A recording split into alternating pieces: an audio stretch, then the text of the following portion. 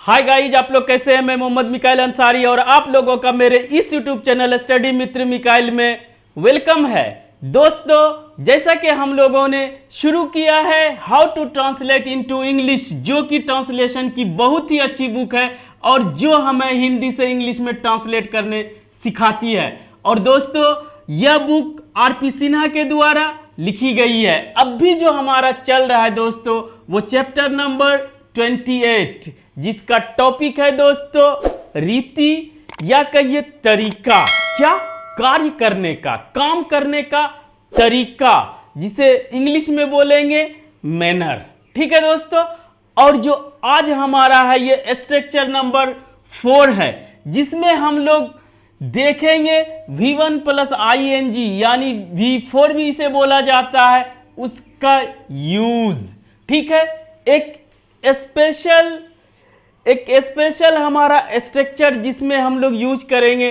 तो सबसे पहले, जैसा कि इस बुक का पैटर्न है कि सबसे पहले हिंदी वाक्य देते हैं और हिंदी वाक्य से हम लोग उसे ट्रांसलेट कैसे करेंगे इंग्लिश में वो सीखते हैं।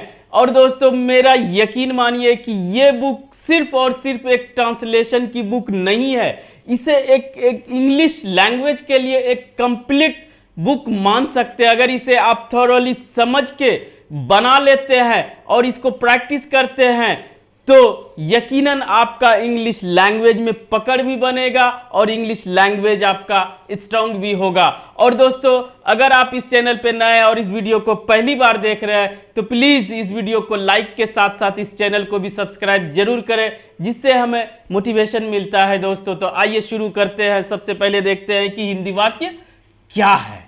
तो इसका दोस्तों, अगर आपका कोई काम हो और उसमें एक और तरीका हो उस काम करने का, यानी कि दो वर्ब, दो एक्शन की बात कर रहा हो। ठीक है।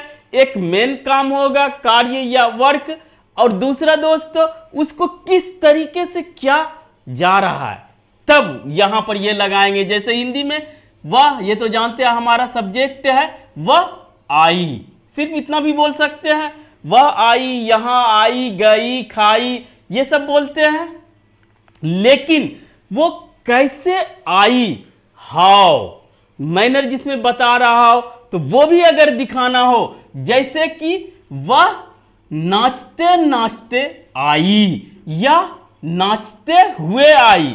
एक तो वो आने का मेन काम कर रहा है, जो भी है हमारा किया जा रहा है एक काम, और वो किस तरीके से किया जा रहा है अगर वो भी आपको दिखाना है। और हिंदी में क्या सेंस आएगा, करते करते या करते हुए, जिसे जो एक्शन रहेगा, जैसे नाचना है तो नाचते नाचते, या दौड़ते दौड़ते, या दौड़ते दौड़ते के जगह दौड़ते हुए, हंसते हुए, रोते हुए, या हंसते हंसते, रोते रोते, दौड़ते दौड़ते, गाते गाते और नाचते नाचते। ये सब तो देख लिए, तो अब आपको समझ में आ गया होगा कि किस तरह का हिंदी वाक्य या स्टेटमेंट हमारा रहेगा और उसका इंग्लिश क्या होगा। इसके लिए सबसे पहले हम लोग स्ट्रक्चर देखते हैं दोस्तों। तो स्ट्रक्चर है टेंस और सब्जेक्ट के अकॉर्डिंग हमारा इतना फिक्स रहेगा। और दोस्तों, यहां पर ऑब्जेक्ट रह भी सकता है, नहीं भी रह सकता है।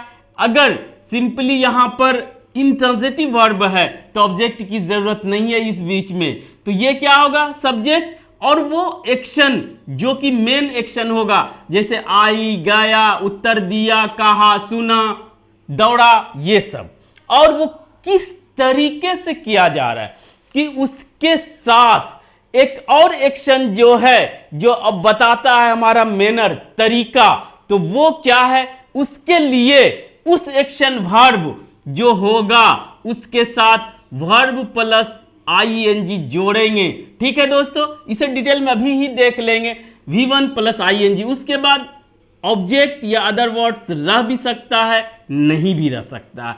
अब सबसे पहले देखते हैं कि V1 प्लस ING क्या होता है। V से अगर हम डिनोट करते हैं दोस्तों वर्ब, वो बहुत तरीके का होता है। यहां पे हम लोग बात करेंगे एक्शन वर्ब की। ठीक है। और एक्शन वर्ब का फॉर्म 5 फॉर्म होता है, वो भी जानते हैं, उसे भी डिनोट किया जाता है, अलग अलग नाम भी है, लेकिन दोस्तों उसे डिनोट किया जाता है V1, V2, V3, V4, V5 short के लिए, नहीं तो first form, second form, third form, fourth form और फिफ्थ फॉर्म।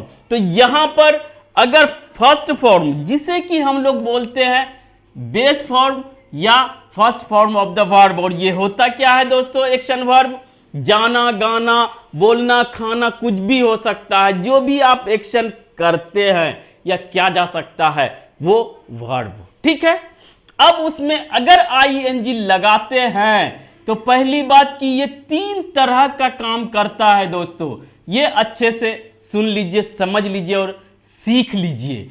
ये वर्ब का भी काम करता है, ठीक है, और ये दोस्तों नाउन का भी काम करता है, और दोस्तों ये हमारा एडजेक्टिव का भी काम करता है। इसका काम कितना हुआ, 3, और इसका नाम होता है दोस्तों, अगर वर्ब के तरह काम कर रहा है तो वहां पर इसका नाम होता है प्रेजेंट पार्टिसिपल, जो कि आपको देखने के लिए मिला होगा कहां, वो कोई भी कंटिन्यूअस टेंस या कंटिन्यूअस एक्शन को दिखाने के लिए इस फॉर्म का यूज किया जाता है, जिसे बोलते हैं प्रेजेंट पार्टिसिपल। फर्स्ट नाम और वर्ब का काम करता है कंटिन्यूअस एक्शन को दिखाने के लिए। और दोस्तों दूसरा इसको बोला जाता है जेरंड। वो कहां यूज होता है, वो वर्बल नाउन इसे बोलते हैं कि वर्ब से ड्राइव्ड या वर्ब से बना हुआ नाउन, और ये एज अ नाउन ऑब्जेक्ट के जगह इसे यूज किया जाता है। इसे सब्जेक्ट भी यूज कर सकते हैं, नाउन सब्जेक्ट भी बनता है और ऑब्जेक्ट भी बनता है, ठीक है। नाउन के तरह इसे यूज किया जाता है, जो कि एक पूरे प्रक्रिया का पूरे प्रोसेस दिखाता है, वो एक्शन नहीं दिखाता है, पूरा प्रोसेस दिखाता है, ठीक है। दूसरा जेरंड। और तीसरा दोस्तों ये एडजेक्टिव का भी काम करता है, नाम तो वही है, यहां पर इसका नाम हो जाता है जेरंड, लेकिन यहां पर नाम इसका प्रेजेंट पार्टिसिपल ही रहता है, लेकिन ये एडजेक्टिव का भी काम करता है, किसी का उस टाइम में प्रेजेंट स्टेटस दिखाता है, ठीक है, वो एडजेक्टिव के फॉर्म में। और इसे दोस्तों डिटेल में हम लोग पढ़ेंगे जब नॉन फाइनाइट वर्ब पढ़ेंगे, तो बस इसके लिए आज इतना ही। अब दोस्तों आइए इसे बना के देखते हैं कि वह नाचते नाचते आई, मेन काम क्या है उसका, आने का, ठीक है। और ये पास्ट इंडेफिनिट टेंस है, जो कि काम खत्म हो चुका है, ठीक है दोस्तों। तो इसका बनाएंगे और उसके साथ यहां पे जो भी रहे, चाहे 2 बार लिखे, नाचते नाचते यानी एक्शन करते करते या उस एक्शन को करते हुए, इतना आपको समझ लेना है। तो दोस्तों हो जाएगा वह आई, शी केम। V2 कम का हमारा सेकंड फॉर्म है, यही है दोस्तों। और कैसे आई, नाचते हुए, डांस इतना होता है, आईएनजी लगाए, डांसिंग, नाचते हुए। तो अब बोलेंगे वह नाचते नाचते आई, या वह नाचते हुए आई, या गई, या आएगी, या आ चुकी है, जो भी है यहां तक हमारा जो भी है वो टेंस के अकॉर्डिंग होगा, according to tense, no problem. और ये एक्शन जो करते हुए जो मैनर हमारा दिखाएगा वो हमारा आईएनजी के फॉर्म में रहेगा, V1 प्लस आईएनजी, ठीक है दोस्तों। शी केम डांसिंग, क्लियर, आपको बना लेना चाहिए, सीख लेना चाहिए दोस्तों। वह दौड़ते हुए गया, गया, वह गया, मेन काम है ही वेंट, ये भी V2, ठीक है दोस्तों। कैसे गया, दौड़ते हुए, तो क्या होगा, running, run plus ING, running. यहां पे एक चीज और देख लें कि हिंदी में दोस्तों या इस बुक का एक और प्रॉपर्टी या खासियत यह है कि ये किसी का नाम जनरली नहीं लिए हैं, ही शी यानी वह यह करके ही लिए हैं, हमेशा किसी का नाम लेना अच्छा नहीं है, ठीक है दोस्तों। और ये जनरली पॉजिटिव सेंटेंस को ही बनाएं, और इस तरह का सेंटेंस जो आपको एक्चुअल फीलिंग्स दे, रियल फीलिंग दे, वो किए हैं, वास्तविक आपको एहसास हो, उस तरह के सेंटेंस को लिया गया। इसीलिए यहां पर किसी का नाम ये ज्यादा यूज नहीं किए हैं, ठीक है दोस्तों। उसने हंसते हंसते उत्तर दिया, ठीक है दोस्तों, या हंसते हुए उत्तर दिया। ही आंसर्ड लाफिंग, हंसने का लाफिंग। क्या दोस्तों, बहुत ही इंटरेस्टिंग ये हमारा स्ट्रक्चर है। अगर आप इसे अच्छे से समझ लेते हैं और अपने लाइफ में अप्लाई करते हैं तो आपको बहुत ही मजा आएगा, और इंग्लिश में आप जितना चाहे बोल सकते हैं। ये मेंटल प्रैक्टिस अपने आप से करें दोस्तों, ज्यादा से ज्यादा। उसने रोते रोते या रोते हुए कहा, कोई भी हमारा रहेगा पहले उसको बनाएंगे। ही सेड, V2, से का V2 होता है दोस्तों, से मीन्स कहना। कैसे? रोते हुए, क्राइंग, चिल्लाते हुए। रोने का वैसे तो होता है वीपिंग, लेकिन दोस्तों क्राई मीन्स भी चिल्लाना, रोने के सेंस में यूज किया जाता है।